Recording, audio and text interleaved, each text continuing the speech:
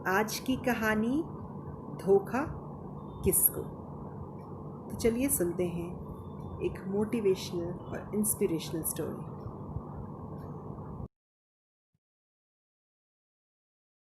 दीप दीप, इधर देखो।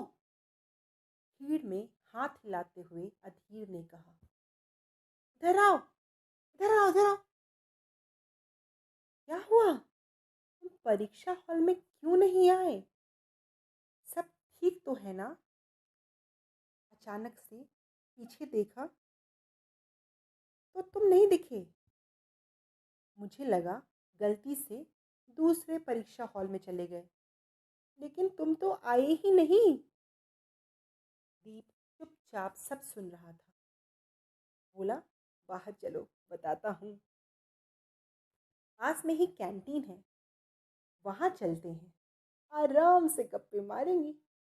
दीप ने हंसते हुए कहा। नहीं यार, घर चलते हैं, सबको बहुत चिंता होगी। आईआईटी एंट्रेंस कैसा हुआ? वैसे भी केमिस्ट्री बहुत बेकार हुआ मेरा, मूड ऑफ है। अधीर के चेहरे पर निराशा साफ झलक रही थी। तू भी ना, कितना सोचता है। अच्छा चल, बस चाय पी के आते हैं। मैंने पेपर दिया ही नहीं, दीप ने हंसते हुए कहा। क्या? क्यों? हंस क्यों रहा है? अधीर आश्चर्यचकित था, क्योंकि मैंने आज तक इंजीनियरिंग एंट्रेंस की कोई भी परीक्षा नहीं दी। फॉर्म भर देता हूँ, फिर एग्ज़ाम वाले दिन घर से दही शक्कर खाकर मम्मी पापा के पाँव छूकर निकल जाता हूँ। फिर किसी पास की कैंटीन या पार्क में बैठकर टाइम पास करता हूँ। और हाँ, कोशिश करता हूँ कि परीक्षा खत्म होने के पहले आकर गेट पर खड़ा हो जाऊँ, ताकि जब पापा आए लेने तो उनकी नज़र भीड़ में खड़े दीप पर पड़े और सोचें कि मेरा प्यारा बेटा बहुत मेहनत से परीक्षा देकर आया है। अफसोस, आज तेरा मेरा सेंटर साथ में पड़ गया, और एग्ज़ाम हॉल भी। यार प्लीज़ ये सब घर पर मत बताना, होप तू समझेगा। अधीर, मत बताना प्लीज़। मैं समझूंगा? मैं क्या समझूं? तू आज तक सबको धोखा देता आ रहा। उस पिता को तेरी वजह से रोज़ 2 घंटे दूरी तय कर दफ्तर जाते हैं, ताकि बच्चों को अच्छी शिक्षा मिल जाए। हर परीक्षा वाले दिन छुट्टी लेते हैं कि तुझे आने जाने में तकलीफ ना हो। तेरी मम्मी तेरी फेवरेट डिशेस बनाकर इंतज़ार करती हैं कि कब तू थक कर घर आएगा और खाना देखकर खुश होगा। बस बस अधीर, लेक्चर मत दे प्लीज़, मैं मैनेज कर लूँगा, दीप ने गुस्से से बोला। लेक्चर? यह सब तुझे लेक्चर लग रहा? दीप, पर यह सच्चाई है। तेरे पापा मेरे सारे सर्टिफिकेट्स को अटेस्ट करते हैं और यही दुआ करते हैं कि मैं भी दीप के साथ एंट्रेंस क्वालिफाई कर जाऊं। आंटी हमेशा दिल से आशीर्वाद देती हैं। मैं तेरी तरह उनको धोखा नहीं दे पाऊंगा, अधीर ने कड़े शब्दों में कहा। मुझे पता, मैं शायद आईआईटी एआई ट्रिपल ई ना निकाल पाऊँ। इतना पता है कि जब भी अटेम्प्ट दूंगा पूरी शिद्दत और लगन से दूंगा। मेहनती हूँ और ईमानदार भी। अच्छा ही करूँगा लाइफ में। मुझे अपनी मेहनत और लगन पर पूरा भरोसा है। अधीर ने अपनी बात रखी। चेहरे पर आत्मविश्वास साफ झलक रहा था। और यह धोखा तू आंटी अंकल को नहीं दे रहा, बल्कि यह धोखा तू खुद को दे रहा। कैसे? दीप घबरा कर पूछ बैठा। अधीर की आखिरी लाइन ने उसको झंझोर कर रख दिया।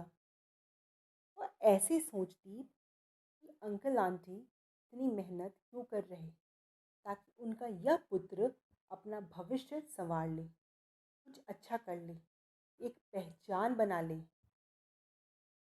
बबलू भैया को देखा है, उनको लगता था इकलौते बेटे हैं, कुछ ना भी करें तो चल जाएगा। आज देखो पूरे टाइम ढूंढते हैं कोई उनसे बात करे, पर टाइम किसको है। सब अपनी लाइफ में काम में बिजी हैं। सबकी अपनी इतनी जिम्मेदारियां हैं कि उसमें ही उलझे हैं। मम्मी आंटी से बात कर रही थी कि कोई लड़की वाली भी रेडी नहीं है शादी करने को। खैर, यह तो अलग बात है। तुम्हें पता है, अंकल उनके लिए एक ट्रैवल एजेंसी खोल रहे थे, वह उनको भी नहीं देखी।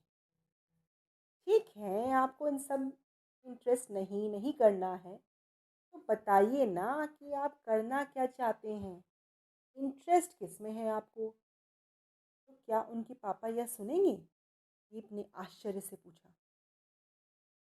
ज़रूर सुनेंगे मेरे भाई, ज़रूर सुनेंगे। कोई भी माता पिता अपने बच्चों की सिर्फ भलाई चाहेगा। करियर बच्चे अपने पसंद से चुने, इसमें उनको खुशी ही होगी, क्योंकि स्व इच्छा से चुना हुआ करियर बच्चे और लगन और मेहनत से काम करेंगे। पर बच्चों को चाहिए कि वह यह बात तो करें अपने पेरेंट्स से। उनसे अच्छा दोस्त, गुरु और हितैषी कोई नहीं। अधीर की बातें सुनकर दीप की आंखों में आंसू निकलने लगे। मैंने कितना गलत समझा उनको और कितना धोखा दिया। तूने यह धोखा खुद को दिया है मेरे भाई, खुद को।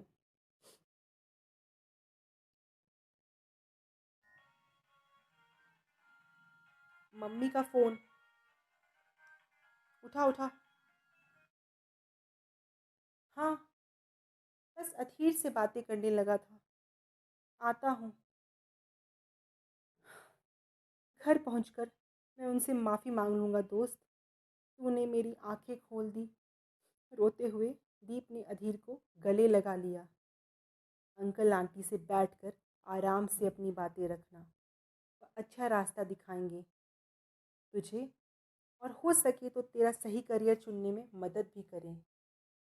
याद रखना, पेरेंट्स आपके सबसे अच्छे दोस्त होते हैं, क्योंकि वह निस्वार्थ भाव से प्यार करते हैं आपको। थैंक्स मेरे भाई, तू भी मेरा सच्चा दोस्त है। कल बताता हूँ बात करके। बाय। घर पहुँचते हुए दीप ने सोचा अपनी बात रखूँगा, पर सबके चेहरे देखकर हिम्मत ही नहीं हुई उसे।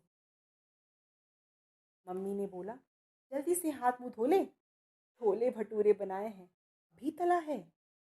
पापा ने सिर पर हाथ रखकर बोला, आइसक्रीम फ्रिज में है। मुझे आत्मग्लानि हो रही थी, शर्म आ रही थी खुद पर कि इतने दिनों से धोखा किसको दे रहा था, इन्हें या खुद को।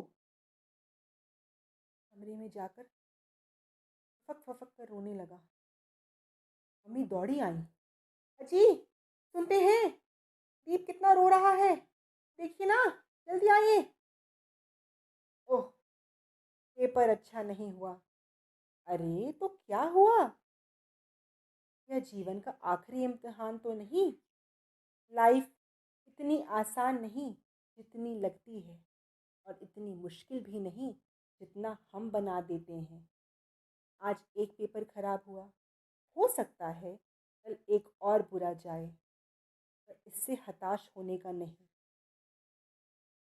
क्या कमी रह गई है और कहाँ इम्प्रूवमेंट हो सकती है आगे, यह सोचो। पापा, उनकी बात बीच में ही काटते हुए दीप ने कहा, मैंने आज तक कोई परीक्षा दी ही नहीं। रोने लगा। मम्मी पापा एक दूसरे को देखने लगे। जाओ खाना ले आओ, अपने हाथ से खिलाओ, दीप को भूख लगी होगी, पापा ने माँ को इशारे से कहा।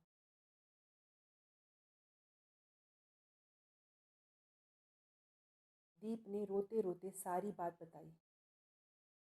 मुझे पता है दीप, मैंने एक दफ़ा देख लिया था, सोचा तुम बताओगे, लेकिन जब तुमने झूठ बोला कि परीक्षा देकर निकले हो तो हैरान रह गया। वजह जानना चाहता था। पिता की बात सुनकर दीप हैरान रह गया। सारी बात बताई।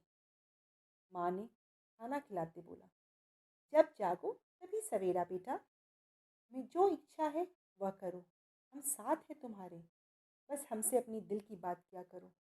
हम तुम्हारे जनक जननी हैं, तुम्हारे लिए सदैव अच्छा सोचेंगे। माँ रुआ से स्वर में बोली, हाँ मम्मी, अधीर भी यही बोला। मैं कितना लकी हूँ, आप जैसे पेरेंट्स और अधीर जैसा दोस्त। आपस में सब ने हंसकर बातें की। दीप के दिल का बोझ हल्का हो गया। इतनी खुशी उसे एग्ज़ाम में टॉप करके भी नहीं हुई होती जितनी सच बोलने से हुई थी। अपनी गलती का एहसास होना ही खुद में एक जीत है। अगर हम किसी एक कार्य में फेल हुए हों तो ज़रूरी नहीं कि अगले कार्य में उत्तीर्ण नहीं होंगे, ज़रूर होंगे। सफलता मिलेगी, कदम चूमेगी। बस अपने कार्य में मन लगाकर मेहनत कीजिए। बच्चों का सबसे अच्छा दोस्त बनना सीखो। दीप ने समझाते हुए अपने कर्मचारी को कहा, यह मेरी ही कहानी है। एक वह दिन था और आज देखो मैं बड़ा लॉयर बन गया हूँ। उस दिन अगर अधीर नहीं टोकता तो खुद को ही धोखा देता रहता। अगर वह बुरा दिन कुछ सही करने की सीख नहीं देता तो आज यह अच्छा दिन नहीं आता।